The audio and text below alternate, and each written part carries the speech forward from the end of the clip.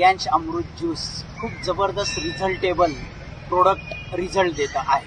पण बऱ्याच लोकांना मार्केटमध्ये प्रश्न येतो का हे एकच ज्यूस, हे एकच फूड सप्लिमेंट आयुर्वेदात डोक्याच्या केसापासून तर पायाच्या नखापर्यंत सगळ्या आजारांवर कसं काय काम करतं. कारण मित्रांनो, हे जे ज्यूस आहे हे 42 हर्ब्स जडीबुटींपासून बनवलेलं आहे.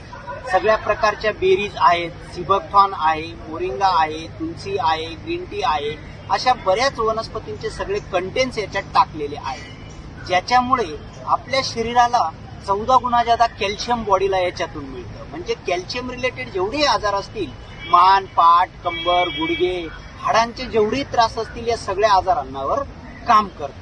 त्याच्यानंतर 9 गुणा जादा आयर्न आहे. म्हणजे आयर्न म्हणजे एचबी, ब्लड रिलेटेड, खून की कमी की वजह से जितनी भी बीमारियां होगी सभी बीमारियों पे ये काम करता है. त्याच्यानंतर बॉडीला लागणारे टोटल विटॅमिन्स आहेत. विटॅमिन्स ए, B1, B12, B3, C, D, E, K, म्हणजे विटॅमिन्स रिलेटेड जेवढे आजार असतील सगळ्या आजारांवर एक काम करतं. समजा विटॅमिन ए ची कमी झाली का आपल्या डोळ्यांना नंबर लागतो, चष्मा लागतो. पण आतून कमी आणि वरून किती ग्लास लावले, टेम्पररी ग्लास. तर आपल्या या अमृत ज्यूसमुळे लोकांचे मोतीबिंदू सुद्धा कव्हर झालेले आहेत. म्हणजे बॉडीला लागणारे सगळे घटक या आपल्या 42 जडीबुटींपासून बनवलेल्या अमृत ज्यूसमुळे आपल्या शरीराला मिळतात. त्याच्याचमुळे आयुर्वेदामध्ये डोक्याच्या केसापासून तर पायाच्या नखापर्यंत जेवढे आजार असतील त्यांच्यावर मात करण्यास हे अमृत ज्यूस मदत करतं.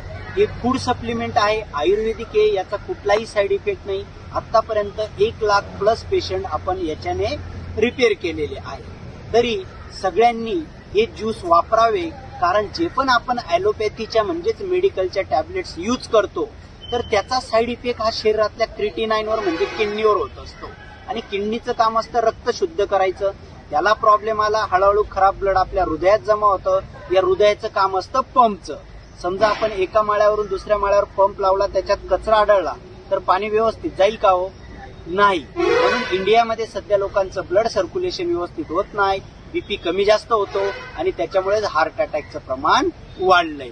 कशामुळे? फक्त ॲलोपॅथी म्हणजे मेडिकलच्या टॅबलेट्समुळे. पूर्वीचे लोक 100-125 वर्ष जगायचे. कोणाला दमा नव्हता, बीपी नव्हता, हार्टचा प्रॉब्लेम नव्हता. का नव्हता? कारण त्या काळात मेडिकल हॉस्पिटल्स लोकांना माहीत नव्हते. जेव्हा बी आजारी पडले वैद्यकडे जायचे आणि झाडपाला पाचोळ्यांचा असा आयुर्वेदिक इलाज व्हायचा. तर आयुर्वेदाचा कुठलाही साईड इफेक्ट नसतो. त्याच्यामुळे हे ज्यूस शरीरातल्या सगळे टॉक्सिन्स बाहेर काढतं. जे आपल्या बॉडीतले सेल्स डिॲक्टिव्हेट झालेले आहेत, कोशिका डिॲक्टिव्हेट झालेल्या आहेत, ते ऍक्टिव्ह करण्याचं काम करतं. म्हणून शरीरातल्या सर्व आजारांवर मात करण्यास मदत करतं. धन्यवाद. हर हर रियांश, घर घर रियांश.